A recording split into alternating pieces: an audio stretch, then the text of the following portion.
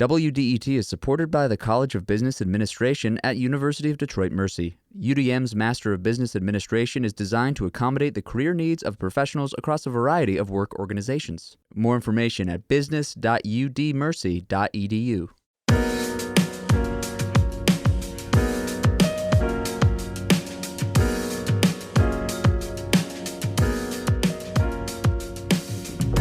It's the Metro on 101.9 WDET FM. I'm Tia Graham. And I'm Nick Austin. Today on the program, with Governor Whitmer's decision last week to create a gun violence prevention task force, we'll look at the limitations states have when it comes to regulating gun violence, as well as policy solutions that could have the biggest impact on the issue. But first on the Metro, access to green spaces in major cities can often cause a problem for its residents looking to escape the concrete jungle. And thanks to dedicated community groups around Detroit, there are parks that have maintained their charm. Friends of Rouge Park have worked for years to maintain and preserve Rouge Park, located on the city's west side. Spinoza Drive, Joy, Tyerman, Plymouth, West Chicago, all of these streets touch Rouge Park in some way, giving easy access by car or even by bike. This year, Rouge Park has beefed up what it offers to the community, including movie nights, along with trails and hiking paths. Joining us live in studio is Antonio Cosme.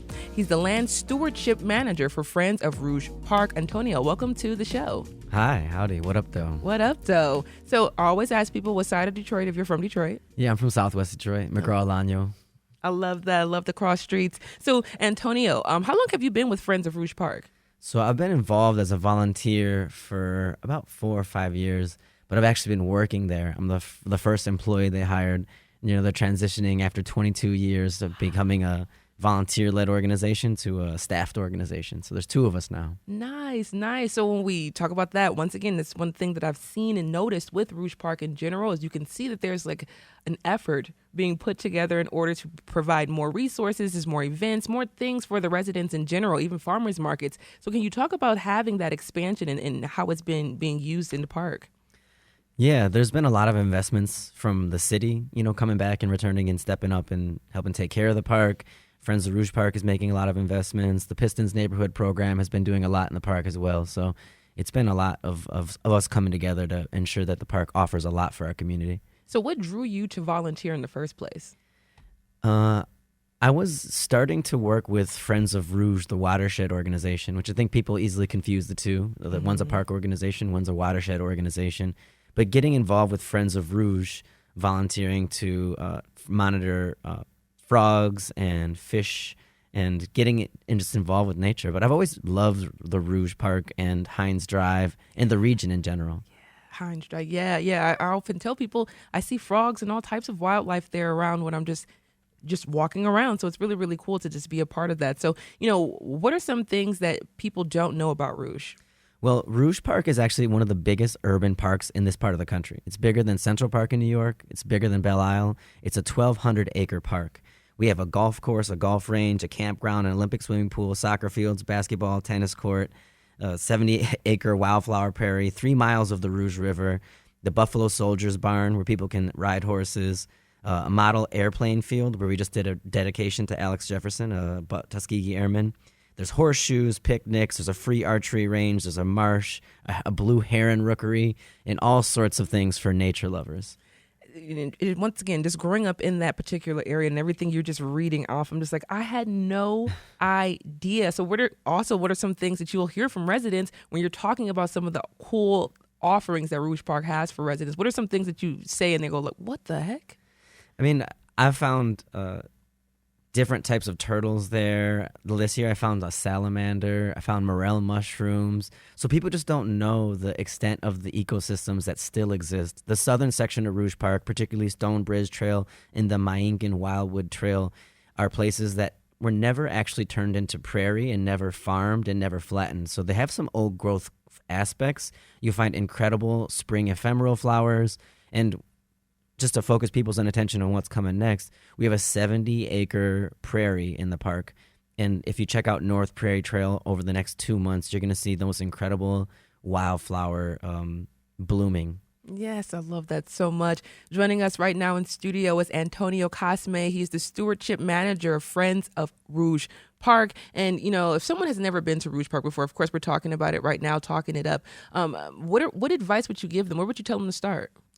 I would say come out on a warm day. You're going to drive around and see so many Detroiters just kind of parking and chilling and enjoying the sun, barbecuing, hanging out. I was just there a couple of days ago. The Caribbean Association had a picnic and meet up there. I mean, it's just a beautiful place. The Olympic swimming pool is free. Brennan Pools is a great place to go to cool off in the summertime. But for me, I enjoy the nature. Yeah. I like to observe the animals.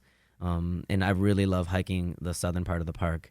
And my work in particular is focused on cleaning up invasive species and trying to make sure that we have the highest quality ecosystems possible.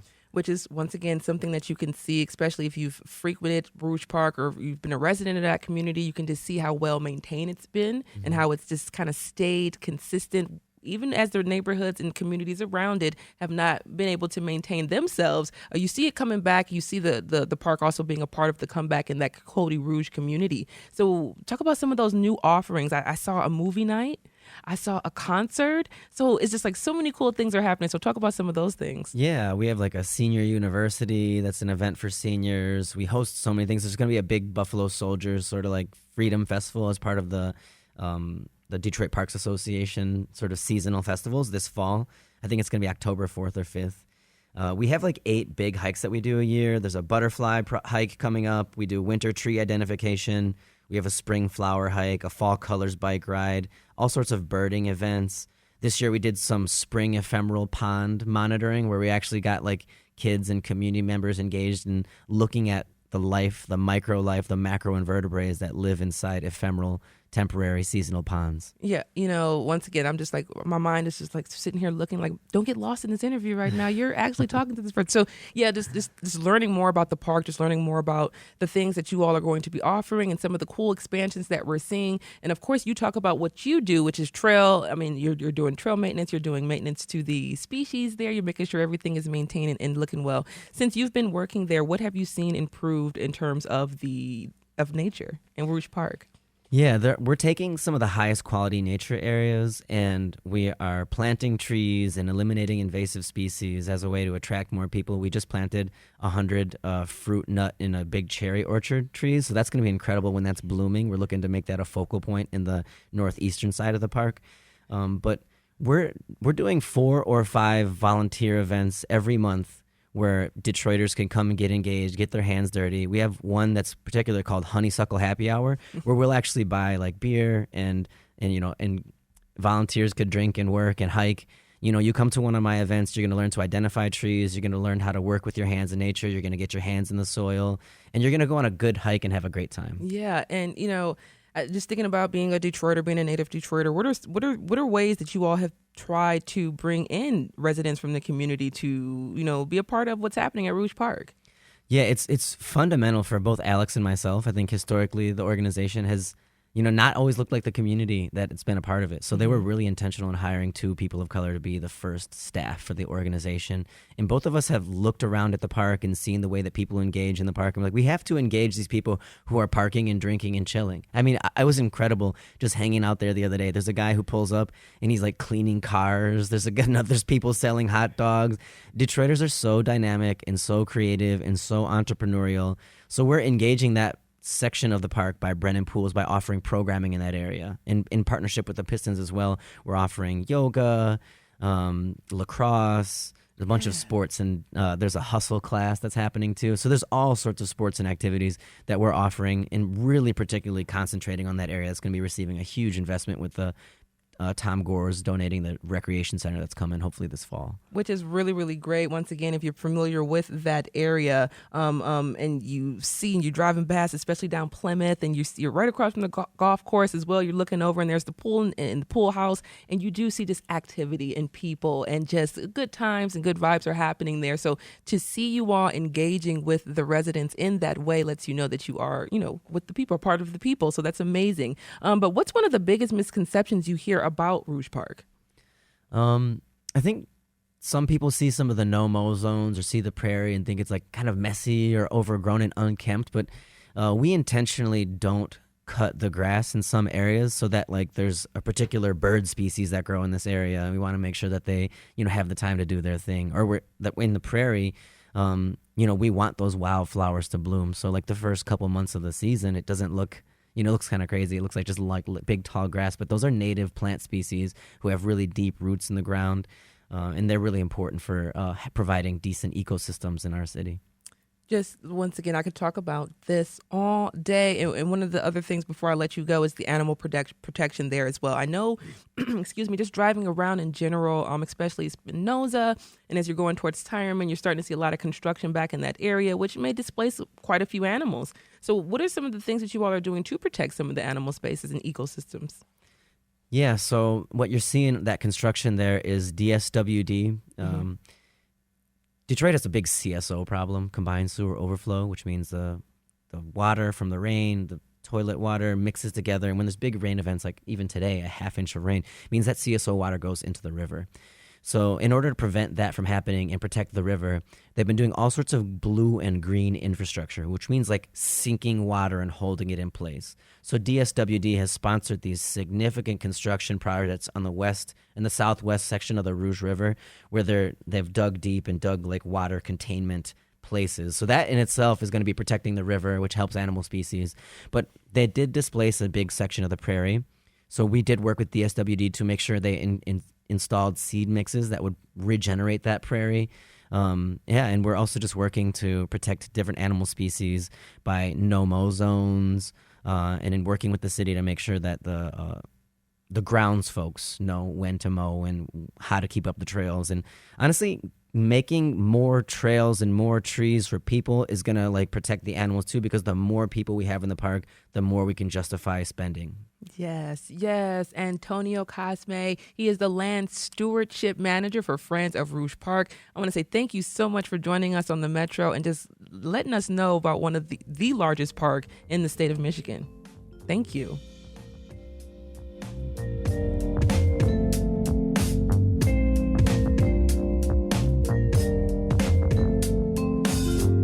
It's the Metro on 101.9 WDET. We did learn last week that Governor Gretchen Whitmer created a gun violence prevention task force. It follows the mass shooting that occurred in Rochester Hills that has us all reeling. What are the best ways to reduce gun violence, especially when you consider that mass shootings, they only make up 1% of mass or gun violence in America? An important thing to factor in. What are the limitations? What should we be considering? What can we do in the state to tackle this problem? We'll take a look at that next when we return on the Metro.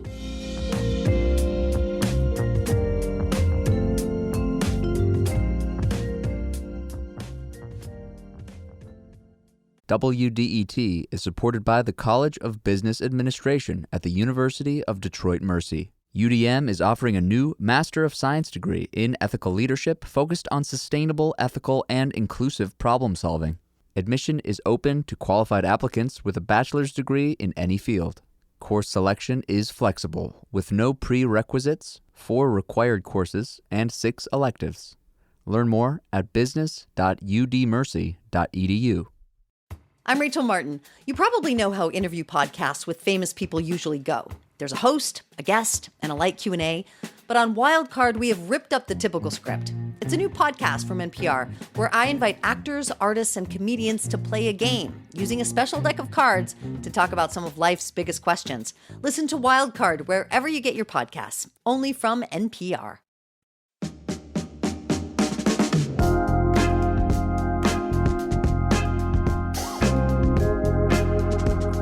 Metro on 101.9 WDET FM. Today, expect rain, heavy rain, with a high of 86 degrees. Tomorrow, there's another chance of rain in the morning with temperatures around 83 degrees. That's right. And we just heard about one of the great parks in the area here. We think about the ability to come together in public spaces and enjoy each other, but that got people a little bit scared, a little bit more frightful of the ability to do that following this month and the shooting that occurred in Rochester Officer Hills at a splash pad. People have been responding to it. In fact, Governor Gretchen Whitmer created a gun violence prevention task force with the goal of decreasing such incidents, gun violence, gun-related incidents in the state. But what are the limitations groups like this face when it comes to tackling the issue? For example, just this month, the U.S. Supreme Court issued a ruling prohibiting current federal ban on bump stocks, attachments that allow semi-automatic rifles to fire bullets at rates similar to fully automatic machine guns. It's just the latest example of how the court's interpretation of our Second Amendment can have a chilling effect on state and local governments. So, just how much leeway do states have when it comes to regulating these issues, guns and gun violence, and what laws or policies should we be considering? Should groups like this task force be considering to make our communities safer? To answer these questions and more, we're joined by Esther Sanchez Gomez, Litigation Director for Giffords Law Center to Prevent Gun Violence. Esther, welcome to the Metro. Hi, thanks so much for having me. Yeah, before we get into policy considerations and things, as I mentioned, some of the limitations groups like this task force face are coming from the federal level and the U.S. Supreme Court. So can you just help us know, what does the Supreme Court say right now on the Second Amendment when it comes to state gun laws, and what areas of gun laws can states regulate versus what is off limits? Well, that's really the question, isn't it? The Supreme Court decided on Friday an important Second Amendment case, but in that case, it actually upheld the federal law it was considering. That was a law that prohibits people subject to domestic violence restraining orders from having guns. And the court said that law is consistent with our history of regulating firearms and therefore is constitutional. The previous week, the court decided the case that you referenced. It was a federal rule passed by the Bureau of Alcohol, Tobacco, and Firearms that regulated bump stocks. The court struck down that rule, but it didn't do so on Second Amendment grounds. What the court said there was that ATF had exceeded its authority in passing that rule. And so basically what the court did was open the door for states and the federal government, for Congress, to pass laws banning bump stocks. They didn't suggest that such a law would be held unconstitutional under the Second Amendment, but rather opined on whether ATF had the authority to do that without additional action from Congress. So I think that really the take-home message from the Supreme Court in the last couple of weeks is that states and the federal government have the power to continue to regulate firearms and, can't rely on simply, looking to regulatory agencies who, while they may have an easier path to passing regulation. ATF doesn't need to go through Congress necessarily. The Supreme Court is saying you need legislators to weigh in. And so I think that's a green light for states to continue to do so. Well, that's an uplifting message that I'm hearing from you, because a lot of folks have been concerned about the current conservative Supreme Court and how they would interpret the Second Amendment. So if we see a shift like that, or if we see that signaling, that would make us feel a little bit better about what states can do. But before we get into the state limitations, then I just want to give you a chance. At the Supreme Court level, then, are there things that we know are off limits, or what kind of leeway do we think the states have with the current rules as set forth by the Supreme Court and our current laws? So the Supreme Court has a number of cases before it that it has yet to decide that would be giving us an additional insight into how they see the Second Amendment. And like you said, this ultra-conservative court has given us signals that they might be less willing to uphold laws under Second Amendment challenge. In 2022, they decided a hugely important Second Amendment case. In that case, they struck down parts of a regulation from New York that had been on the books for over 100 years. And in particular, they were looking at the standard under which the state issued permits to concealed carry. And the court basically said that while states can continue to require permits to carry firearms in public spaces, they cannot set subjective standards for doing so. That is, there needs to be more of a check the box list for accessing these permits, and not the standard that New York State was using, which required applicants to show quote unquote proper cause to get that. So you cannot require someone to set themselves apart from the general population in order to access those permits. And in deciding that case, they also fundamentally changed the methodology under which courts consider challenges to the Second Amendment. That is, instead of looking at these constitutional challenges in the way that we look at constitutional challenges under many other individual rights like the First Amendment, courts now in the Second Amendment space have to look to history to understand whether a law is constitutional. This is problematic for a number of reasons that I'm happy to talk to you at length about. Exactly, but, including we're looking back to a time when people were carrying around muskets, which aren't the same things that we have now. But I know one of the things that Giffords focuses on is state legislation, and that's what we're going to be looking at. So in terms of what you've seen around the country, what are some of the best laws that states have been able to enact that haven't been struck down that help to reduce gun violence? And what do you think Michigan could implement? Where do we rank based on what you're seeing around the country? So Michigan has been doing a really great job. And since the gun safety majority gained both houses of the Michigan legislature last year, a number of really important laws have been passed. Michigan passed universal background checks, which is incredibly important. It also passed child access prevention laws, which require people to store their firearms in a way that makes it so that children cannot accidentally access them and shoot themselves or other folks in the home. Michigan also passed extreme risk protection orders, and it funded community violence intervention. Community violence intervention is a really important tool for fighting what we see as everyday gun violence. As you noted at the beginning of the program, mass violence is actually a really small percentage of the gun violence that we see in this country every day. And community violence intervention programs target communities most affected by day-to-day gun violence, and they do not implicate the Second Amendment at all. So that funding that goes to these programs is hugely important at interrupting cycles of violence that we see day to day. And actually, is hugely impactful for reducing the kind of gun violence that maybe doesn't make news, but is contributing to the gun violence epidemic that we see in this country. I'm glad you brought that up, because later this hour, we're going to hear from a conversation with one of those community violence intervention specialists for Detroit that's discussing the work that they're doing right here in the city. But in terms of these mass shooting events and things, are there any laws that we can enact in the state that would help reduce those as well? Or do you think that, I'll just let that to you. What would you recommend if you were part of the Michigan Task Force in terms of trying to take a hit at stuff like that as well?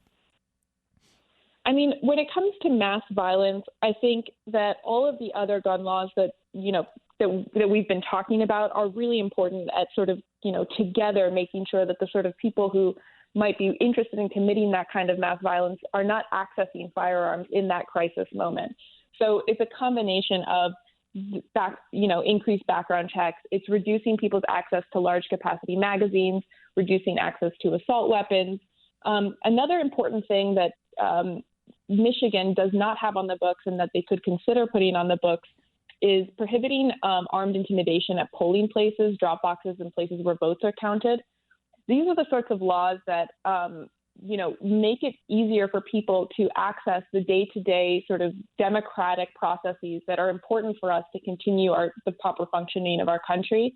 Gabby Giffords herself, the namesake of the organization that I work for, she was shot at a constituent event.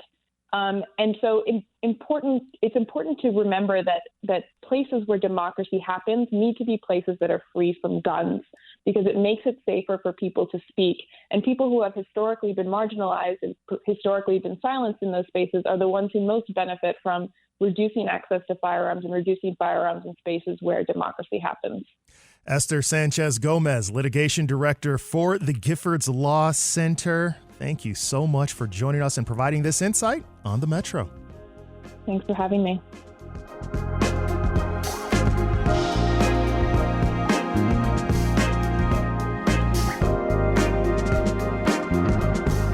Coming up on the Metro, we'll continue the conversation about gun safety here in the state of Michigan with Michigan State Police. You stay right there.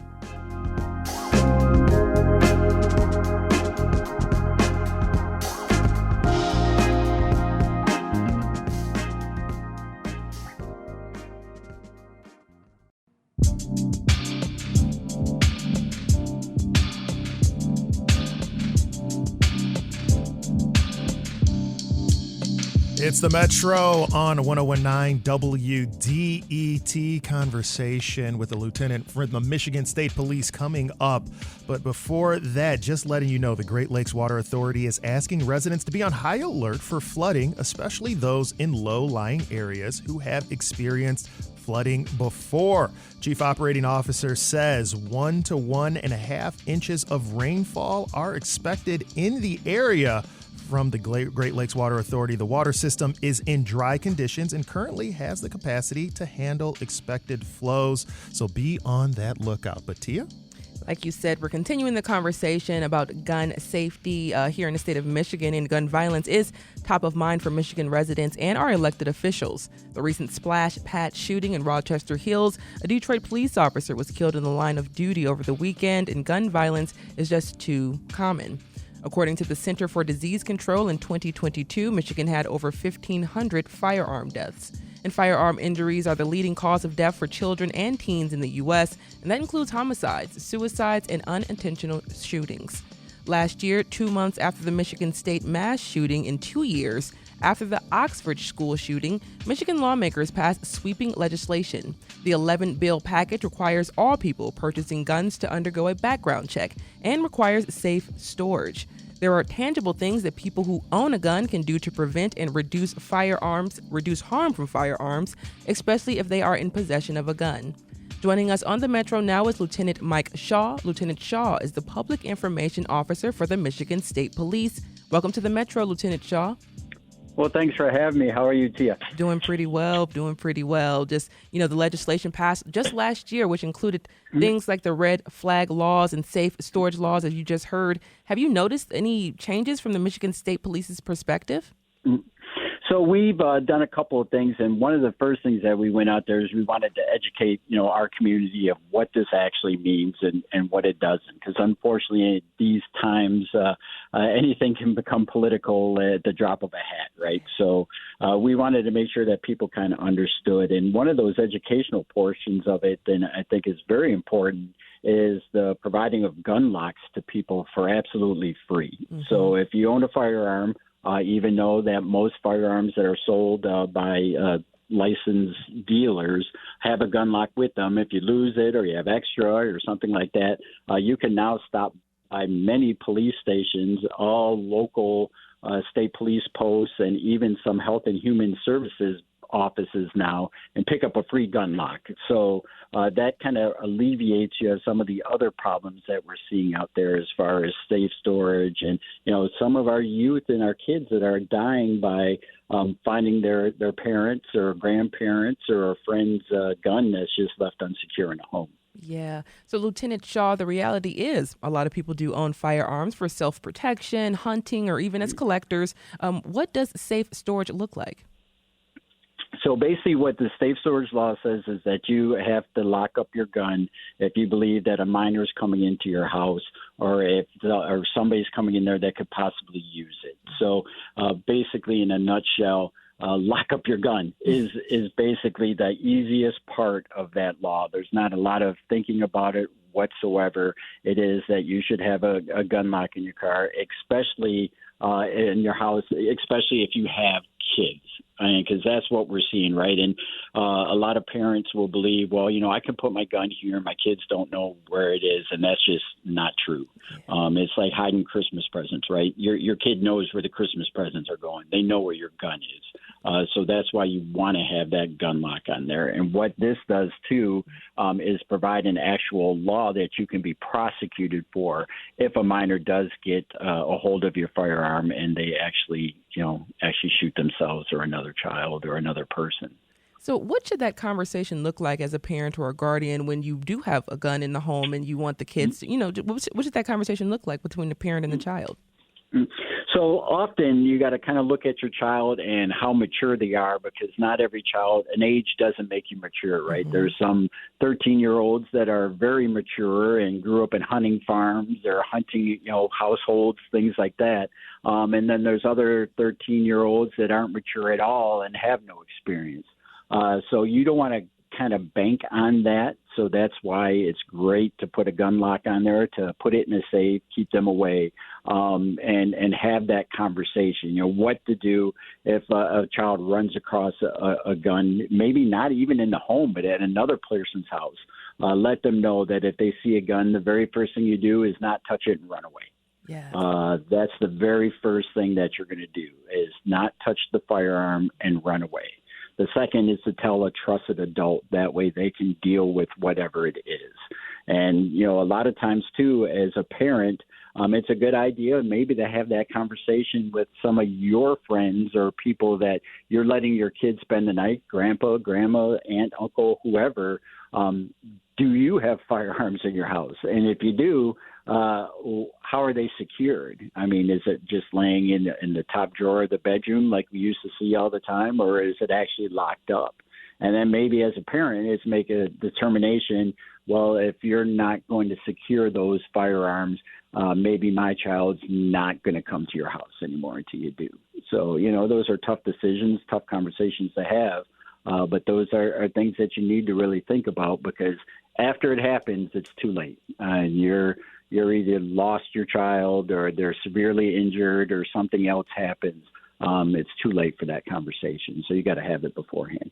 So want to put that out there again. Do not touch the gun and run away from the gun if you're a child. Tell an adult, and if you're an adult, have a conversation with wherever your kids are going, so that way you have an understanding about what's going on.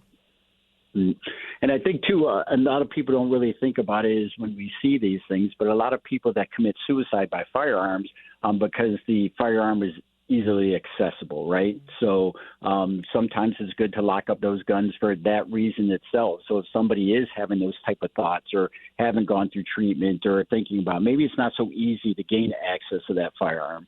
And let's not kid ourselves. We're seeing this on our roadways, right? People are, instead of flipping the bird or, giving some conversation through the window, people are pulling out easily accessible firearms, be it either a CPL holder or a non-CPL holder, and engaging in road rage and shooting at people just because of a road rage incident, or not using a turn signal, or cutting them off, or whatever. So there's another thought process that I always say to talk about is, if you have a family member, and we all know them, we know who it is, that has a little trouble driving without getting very angry, maybe the thought process is having that conversation with them, if they do have a legal firearm, not carry it in the car with them when they're out there, because they can't handle that decision-making process.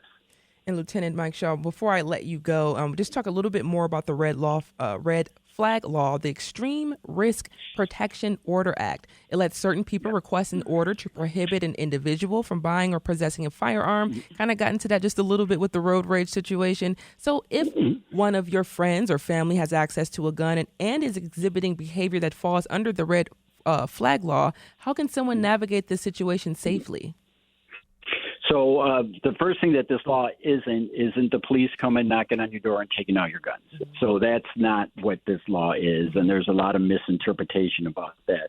What it is if you believe that you want to get an extreme risk protection order, it can be a family member, somebody in a domestic relationship, a guardian, the police, a healthcare provider that would actually petition the court for that. And it's going to be a court that's going to hold a hearing, and a judge that is going to make that determination if they're going to issue that order or not. And then if they do, they will provide a certain amount of time for you to go and turn your guns in to your local police department or somewhere else. But also know that if you decide that you're not going to do that, that's when a search warrant would be issued, and then the law enforcement would actually come to your house and seize those guns as the court ordered. So that's what it is. And kind of so far, what we're seeing is a majority of these extreme risk protection orders have been asked for by police. Police have, been called to a situation or had somebody with a mental capacity that was, having difficulty, things like that, and then they've actually gone to the courts and have asked for one of these protection orders through the court system. And when we think about someone who is in a good mental state one day, but maybe aren't maybe in and out, maybe having mental issues, can someone do a red flag law against themselves? Well, That would be a tough one. Most of the time they're just going to say to turn them in, right? And you can do that too. There's a thought process that you can't do something. If you want to surrender your firearms and never get them back again, you can go to your local police department or state police post and surrender those firearms, and we'll destroy them. You can do that as well, but it would be interesting to see if a court would actually enter that type of order on somebody that wants to do that to themselves. Lieutenant Mike Shaw is the Public Information Officer for the Michigan State Police. Thank you so much for joining us on the Metro and talking to us about gun safety. Thank you for having me.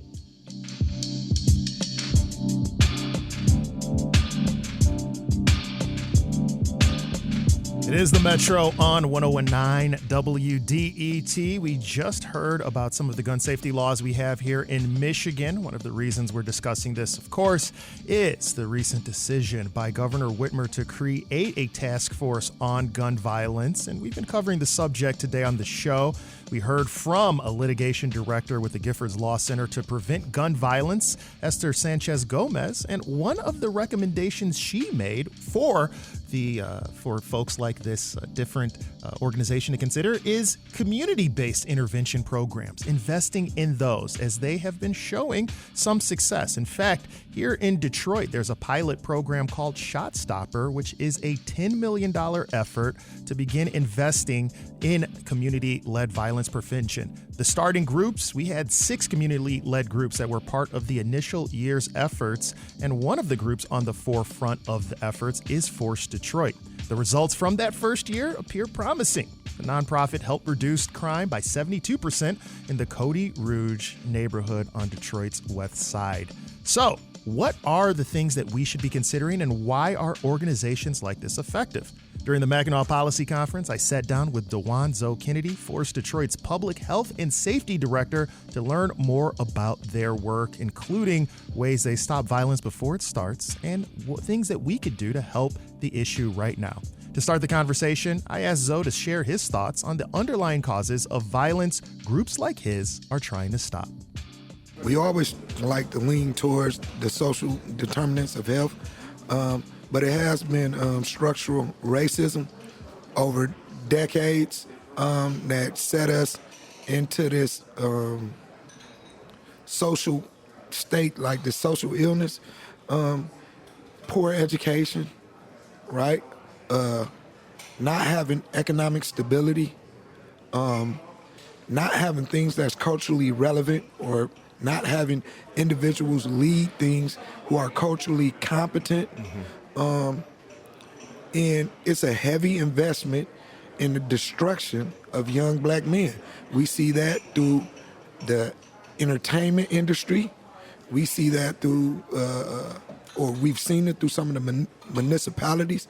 It's been more of an investment in destruction than it's been in building. Preventing a shooting before it even happened, which Yes. A lot of people, the way they think about it, you think of it in one context, law enforcement, right? You come in with guns or whatever and you stop it. But that's not what you're talking about. What mechanisms do you use? What does it look like for someone to stop a shooting before it even began? Okay.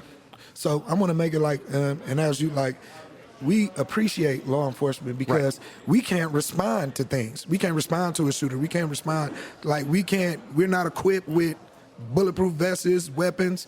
We shouldn't be out here responding to that. That's putting us at risk and everybody else at risk, right? Police monitor and address and respond to crime. We monitor, address, and respond to disrespect, right? Same way they do a traffic stop on a crime. We doing it on disrespect. Why are you doing that? So, a few of the ways that we do that. One, we spend a lot of time with those who are highly impacted, and we focus on those who have the capacity to harm. We have a following. We're part of their network, their social network, their social media network. If we see something on social media that's looking like it could be disrespectful, we're going to step in like that's disrespectful. Be respectful.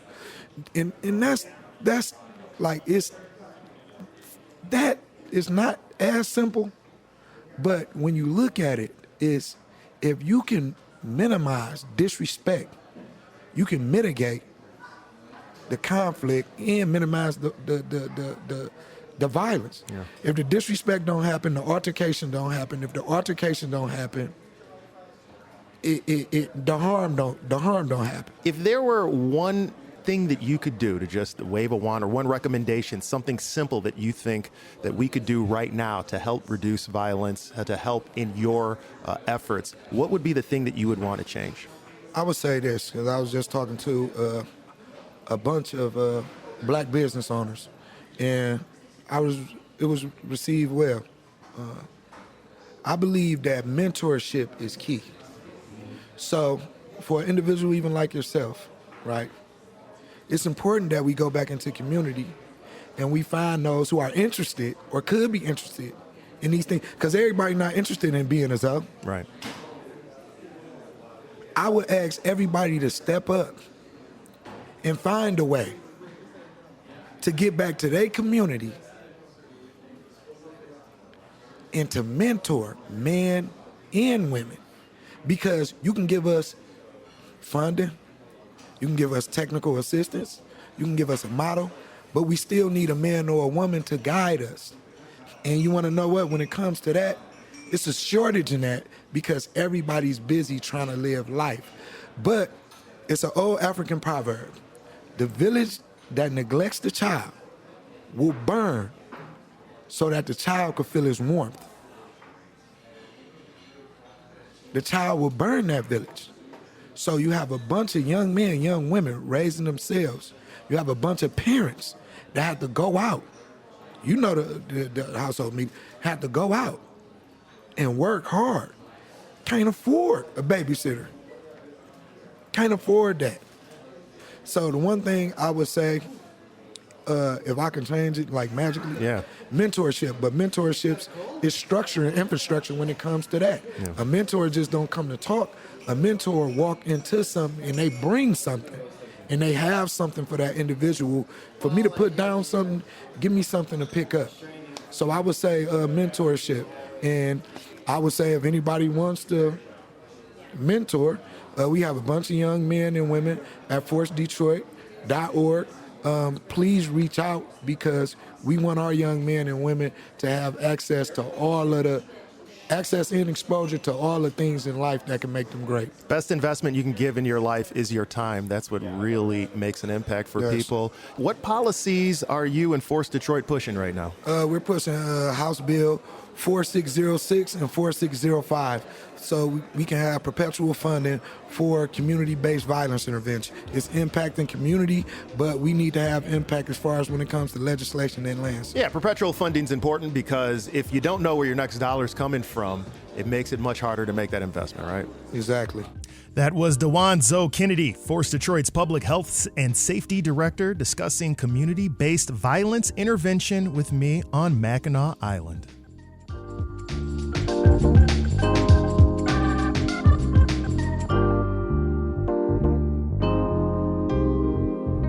This is The Metro on 1019 WDET FM. And coming up next, we'll talk about hiking in Detroit. You all stay right there.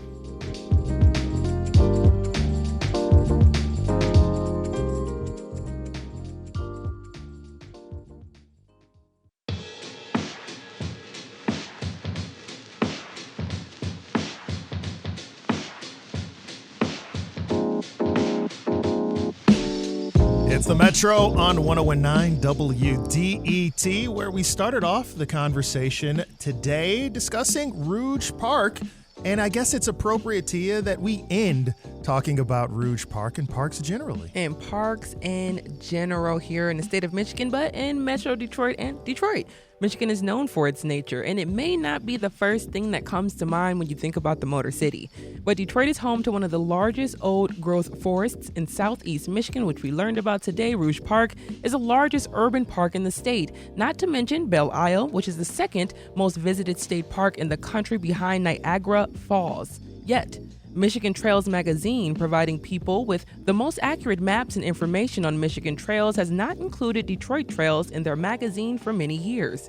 People have been advocating for their inclusion in the guide for some time now.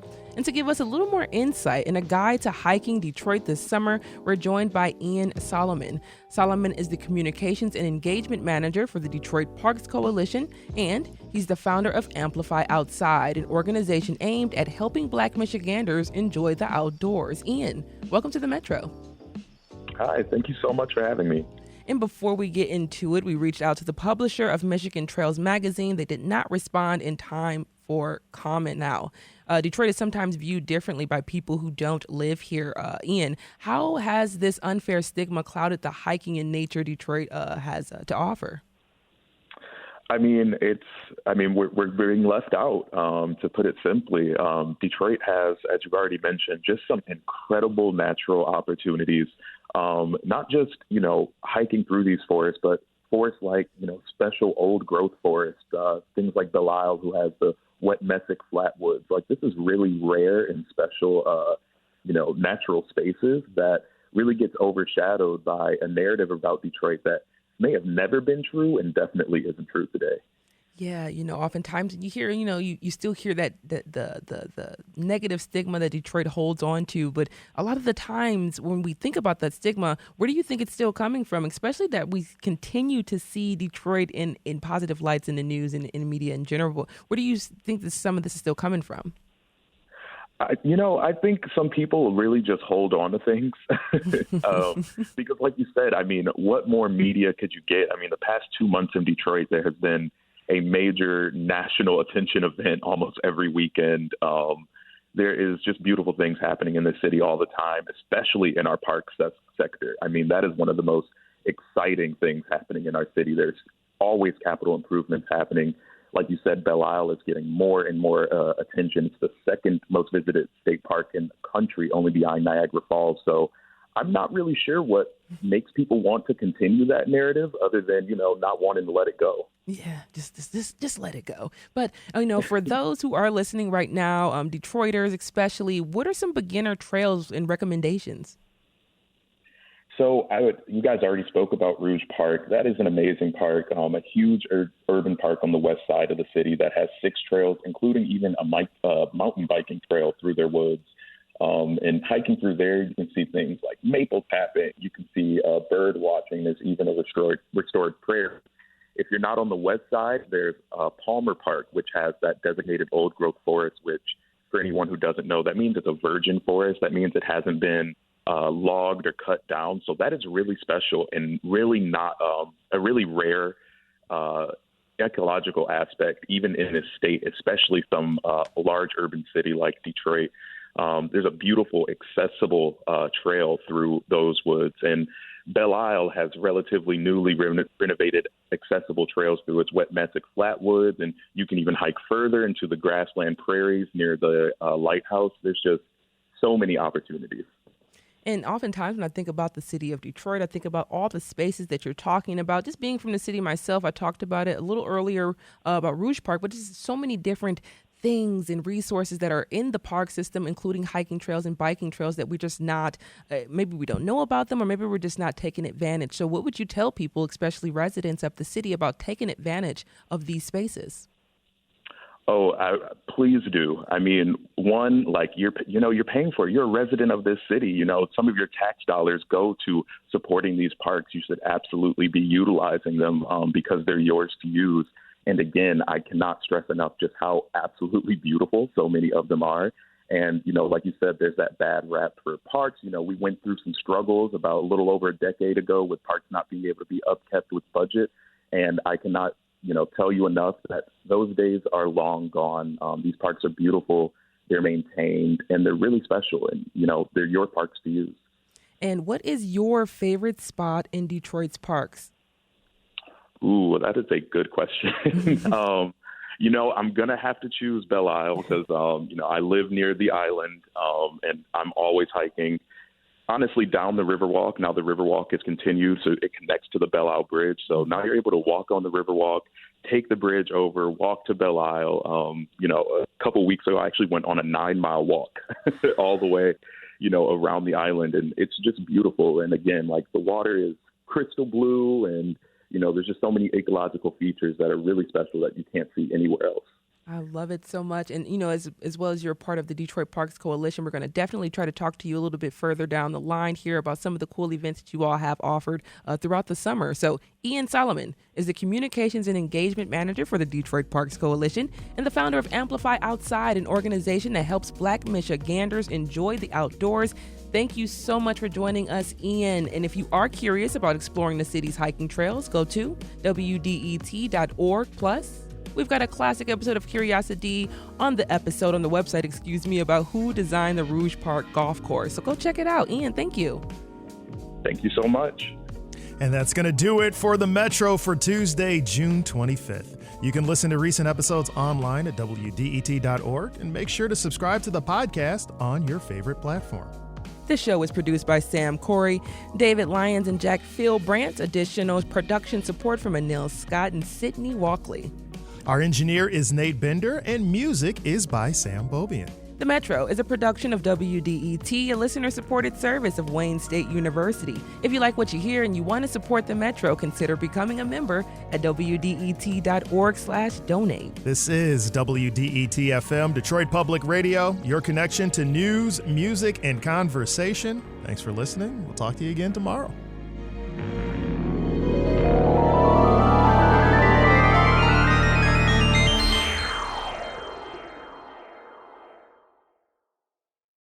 WDET is supported by the College of Business Administration at University of Detroit Mercy. UDM is offering a new master's degree in ethical leadership focused on sustainable, ethical, and inclusive problem solving. More information at business.udmercy.edu.